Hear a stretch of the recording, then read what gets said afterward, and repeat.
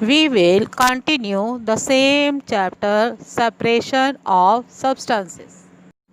Types of mixture. A mixture is made up of two or more substances, and each substance present in a mixture is known as its component or constituent. Based on these constituent of the mixture is of two types.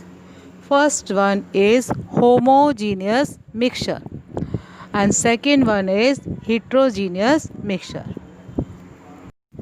The first type of mixture is homogeneous mixture. Homogeneous mixture means here the constituent of the mixtures distributed uniformly throughout the mixture and they don't form separate layer in the mixture. Such mixtures is called homogeneous. Example is of salt solution, sugar solution. When the salt and the sugar are mixed with water and these are stirred, then they get distributed uniformly in the water and we are not able to see any distinct layer here. So such solution or such solution are called homogeneous mixture. Next type of mixture is heterogeneous mixture. In heterogeneous mixture, the components are not distributed uniformly and they form distinct or separate layer. Such mixture is called heterogeneous mixture. For example, the mixture of sand and iron filling. Sand, children, you know, iron fillings means these are the small particles of iron. When they are mixed together, we can see them separately. We are able to see in the mixture where is sand and where is the iron fillings. And they are not uniformly distributed. Such mixture is the example of heterogeneous mixture. Similarly, when oil and water are mixed, oil forms the separate layer, upper layer, and water forms the lower layer. Such mixture is heterogeneous. And the third example of heterogeneous mixture is muddy water. Children, you see in the pic, muddy water is given and the mud or the soil, it settles at the bottom and the clear water is seen above. Such mixture is also called heterogeneous mixture.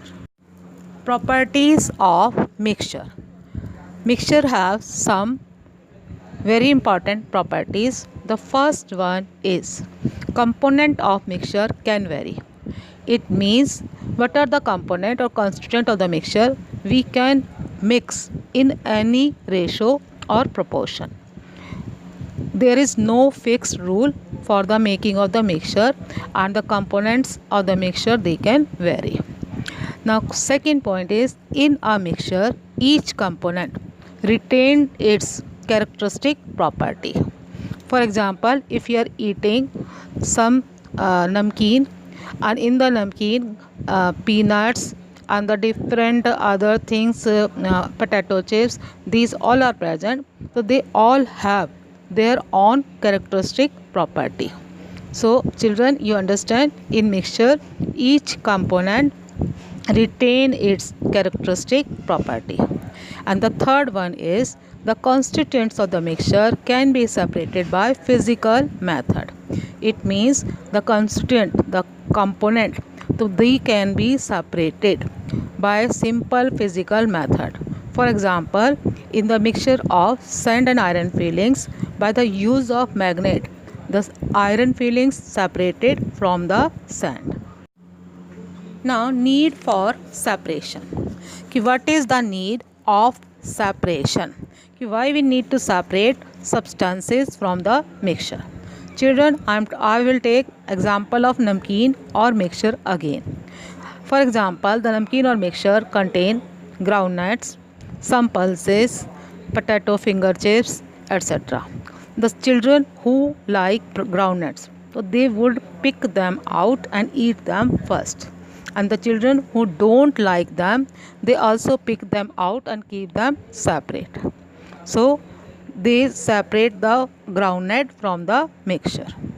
Now a mixture may contain two or more substances in any ratio. That is the characteristic property. In mixture the component composition may vary. So these substances are called components and component of the mixture, and we may need to separate component of a mixture for various reasons. For example, number one, first is to remove the undesirable or harmful component. If in a mixture some undesirable or harmful components are present, we need to separate them. Children, you have seen your mother when she cooks pulses or rice.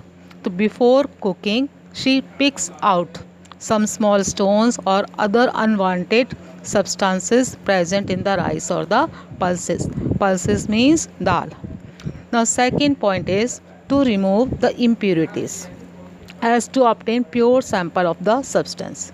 If in a mixture some impurities are present, then we have to separate them so that we get the pure substance.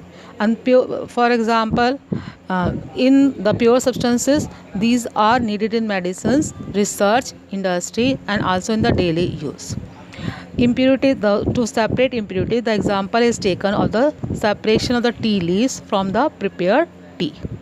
Now the third point is to separate useful component of a mixture so that each component can be properly used. For example, children, you know petrol, diesel, kerosene, etc. These all are useful components of crude petroleum, and from the crude petroleum these components are separated and used separately. Okay children.